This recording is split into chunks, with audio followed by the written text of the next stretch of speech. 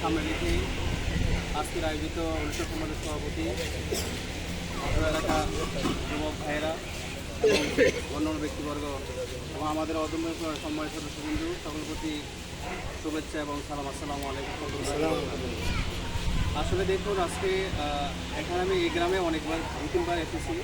আপনার গ্রামটা অনেক সুন্দর, সেই অনুযায়ী যে কয়েকজন বক্তব্য দিয়েছি এবং মানুষ যে আমাদের গ্রামটা অনেক শান্তিপ্রিয়, আমরা চাচ্ছি না যে এটা আরও কি অশান্তি হোক। তো সেই ধারাবাহিকতাই এখন আয়োজন করা হয়েছে। আসলে মাদক একদিনে গড়ে ওঠে না। এটা মাদকের যে মূল টপিকস বা মূল বিষয়টা, এটা প্রথম ক্ষুদ্র থেকে বড় থেকে যায়। যেমন আমি তিতাসে শিক্ষকতা বাড়িতে স্কুলে, ওখানে একটা গার্ডিয়ান মানে তিনি এমন আসক্ত হয়েছেন সিগারেটের প্রতি, পরে এক সময় ধরা হয়েছে বা ক্যান্সার হয়েছে। তখন তাকে নিয়ে গেলাম ঢাকাতে ভিজিটে নেওয়ার পরে ডাক্তার বলছে টোটালি তাকে ধূমপান মুক্ত রাখতে হবে। তো সে এমন ধূমপান খোর, ডিরেক্টলি তিনি ডাক্তার সাথে মানে তর্ক দিয়েছেন যে না, আমি মারা যেতে পারি কিন্তু সিগারেট ছাড়তে পারবো না।